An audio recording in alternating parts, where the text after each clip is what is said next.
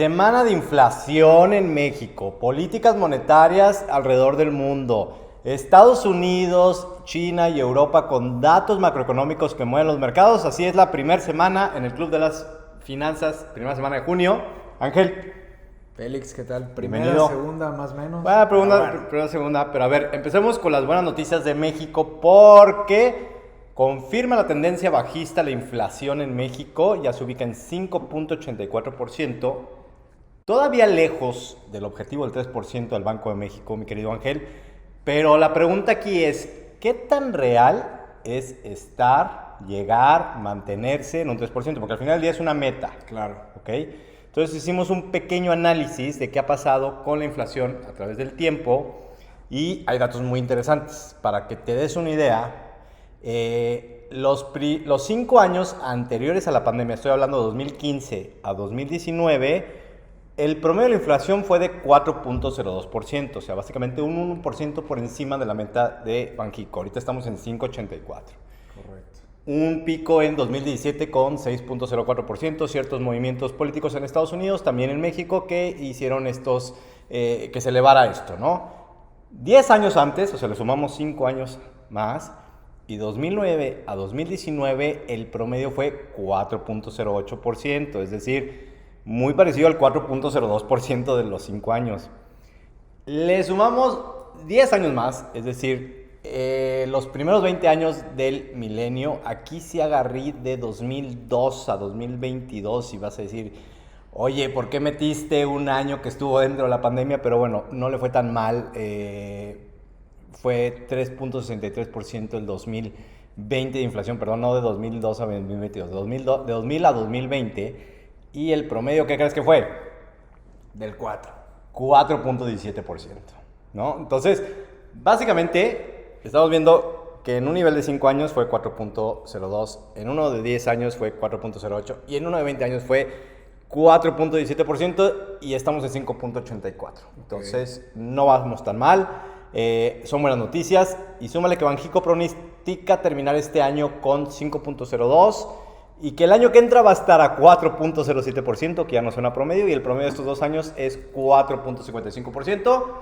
Entonces, ¿cuál es la conclusión de esto, Félix? La conclusión de esto es que si ya llegamos a un 5.84, ya no estamos tan lejos de una realidad. Tenemos una meta del 3%, pero ya no estamos tan lejos de una realidad. Recordemos que la economía se mueve en ciclos. Siempre tiende a, pues, básicamente encontrar como una estabilidad, pero siempre va a haber tanto subidas como bajadas, ¿sí? Entonces, todo parece indicar que este ciclo económico que se detonó a través del encierro y todo lo que hemos estado viendo de inflaciones, tasas de interés y así, se empiezan a acomodar las fichas y podemos encontrar una inflación más cómoda. Yo sé que es alto todavía 5.84, pero ya acercándonos al 4%, no quiero decir que vamos a cantar victoria, pero ya estamos en niveles que estábamos acostumbrados a vivir.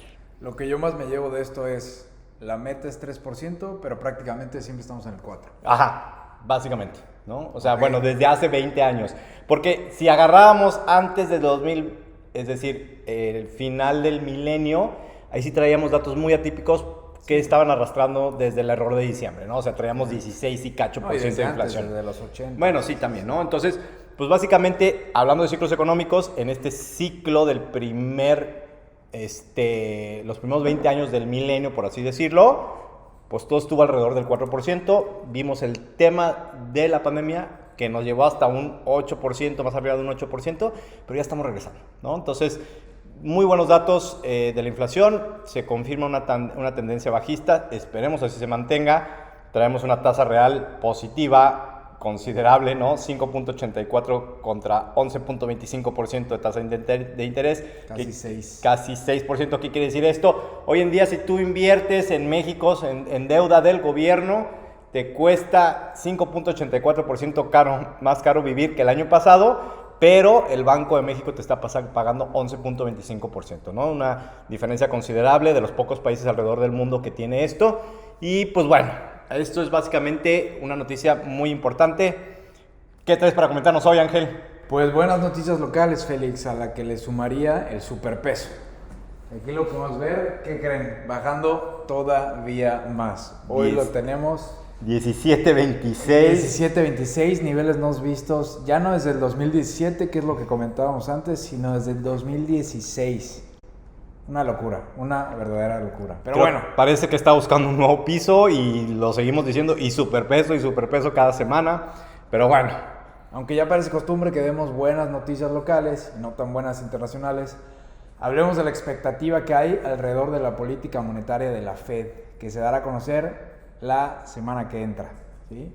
Y ahorita hay un debate abierto y más con datos de la semana, como por ejemplo que Canadá y Australia, por culpa de la inflación que aún traen, aumentaron tasas. Entonces, si bien pensamos que la Fed ya no iba a subir, ahora el mercado vuelve a estar un poco pues indeciso, ¿no? Si sube, si no sube, cuánto la sube, si mantiene. Pero bueno, ya sabremos. Un caso muy interesante era Canadá, que se había salido del huacal de los países de Norteamérica, es decir, México, Estados Unidos y el propio Canadá, que en todo el año no había movido su tasa de interés, pero su inflación se había mantenido a la baja. Y apenas si subió, y subieron la tasa de interés, ¿no? Entonces, Estados Unidos trae muchos datos económicos, pero su inflación no está cerca de su 2%, tampoco está muy cerca de su promedio. Entonces, hay un gran debate entre si aguanta o no otra subida. Recordemos que la economía americana vive del crédito, entonces esto es un gran impacto. Ya vimos cómo se afectaron bancos, pero bueno, está abierto el debate a ver si se va a subir o no.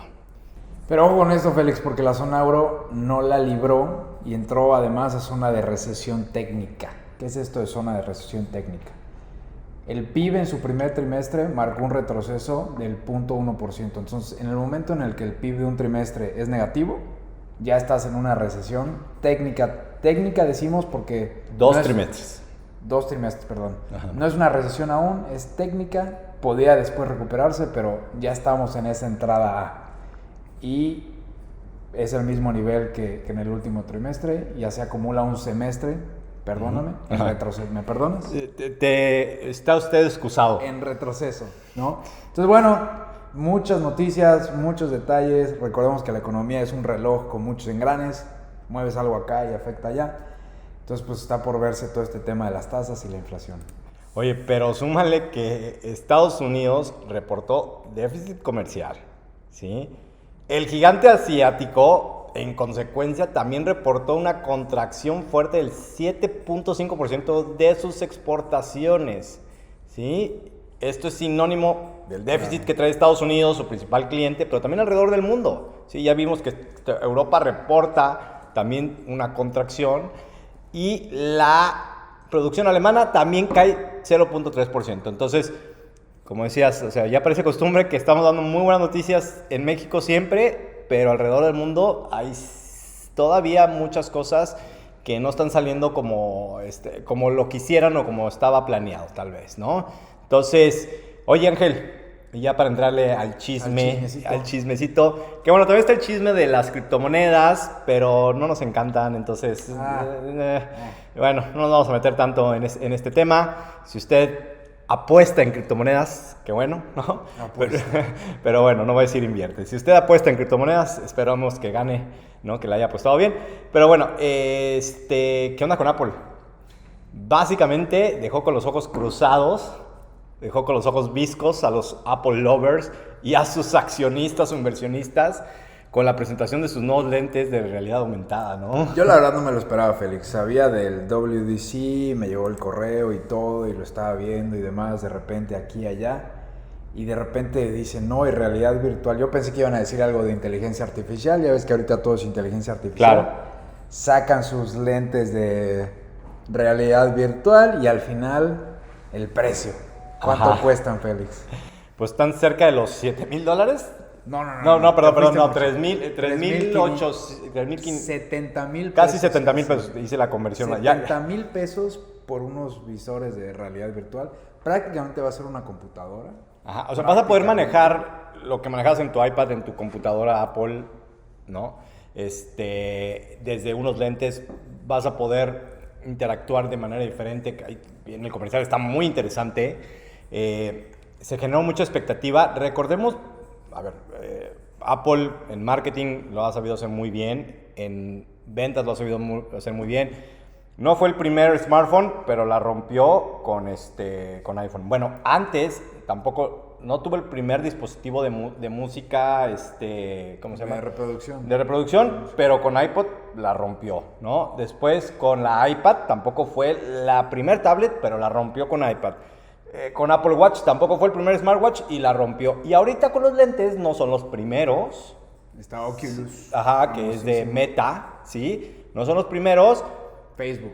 De Facebook, de Meta, de Facebook. Y pues había mucha expectativa de qué iban a presentar, cómo lo iban que pues muy posiblemente lo iban a romper también. Pero pues hay ciertas dudas, ¿no? O sea, la expectativa era tanta que la acción llegó a un nuevo máximo histórico de $185. Sí. Abrió la semana en $177.7. Es decir, que básicamente en esos días se apreció 4.5%. Pero a la hora que sacó el precio, ¿qué pasó? Bajó. O sea, cabe destacar eso. Anuncia el VR y todo. Se empieza a subir la acción en esos minutos.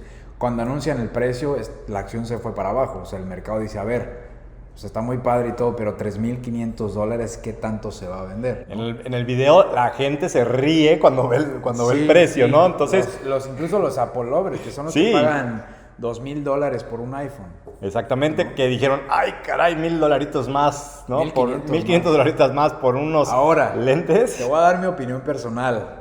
Lo que comentabas, Apple ha sabido cómo marketear todo y aunque no faltaron los memes y toda la burla, siento que nos van a sorprender y se va a vender más de lo que espera.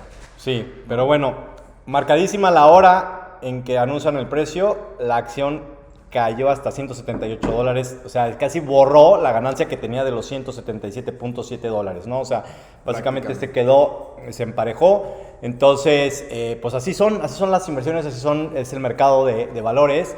Y pues básicamente este es el resumen de esta semana de junio, Ángel. Muchas gracias otra vez por acompañarme. No me quiero despedir sin antes dar mi súper recomendación. Por favor, pórtese bien. O bueno, pórtese mal, usted lo decide, pero invierta bien, invierta informado. Nos vemos, Ángel. Hasta la próxima. Hasta la próxima.